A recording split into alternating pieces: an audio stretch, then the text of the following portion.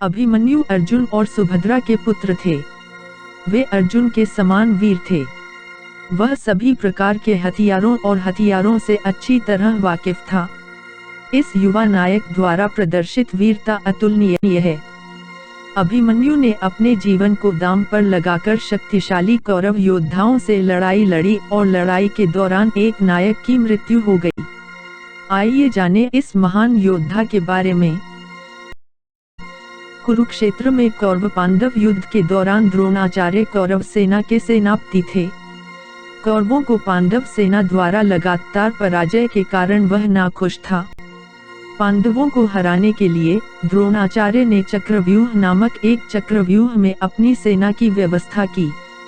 द्रोणाचार्य जानते थे कि श्री कृष्ण और अर्जुन के अलावा कोई भी इस चक्रव्यूह में प्रवेश नहीं कर सकता।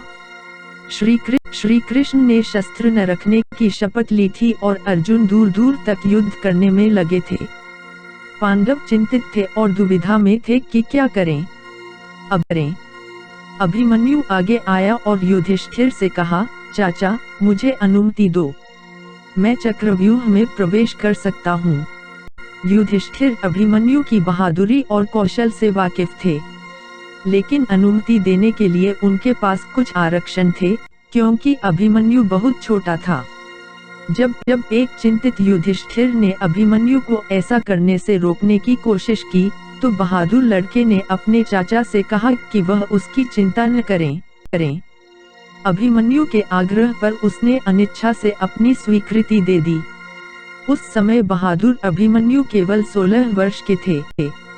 युधिष्ठिर और अन्य पांडवों से आशीर्वाद लेने पर अभिमन्यु कौरवों द्वारा स्थापित चक्रव्यूह में प्रवेश कर गया।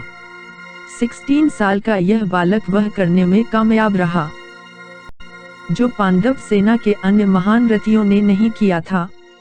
उनके साथ उनके सैनिक भी थे। लड़ते लड़ते वह भूल भुलैया के अंदर और गहराई में चला गया, लेकिन कौरव सेना के भयंकर योद्धाओं द्वारा अवरुद्ध किए जाने के कारण उसके सैनिक उसका पीछा करने में असमर्थ थे।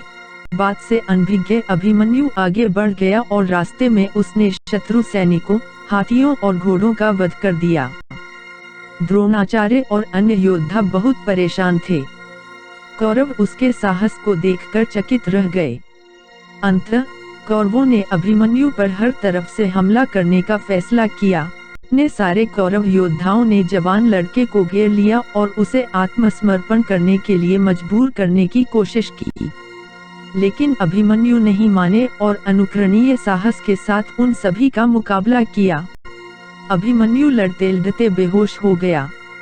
उस स्थिति में दुशासन ने उसे अपने क्लब से मारा, जिससे अभिमन्यु की मृत्यु हो गई।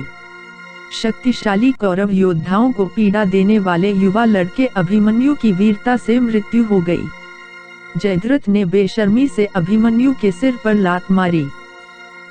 जयद्रथ के अभिमन्यु की लाश को लात मारने के अपमानजनक व्यवहार से पांडव क्रोधित हो गए थे। अगले दिन सूर्यास्त से पहले अर्जुन ने तुरंत जयद्रथ को मारने की शपथ ली। अर्जुन ने अपनी शपथ पूरी करके अपने पुत्र की मृत्यु का बदला लिया। बच्चों, ऐसी होनी चाहिए बहादुरी और साहस। अभिमन्यु ने अपनी छोटी उम्र में अद्वितीय वीरता का प्रदर्शन किया। बहादुरी से सब कुछ हासिल किया जा सकता है।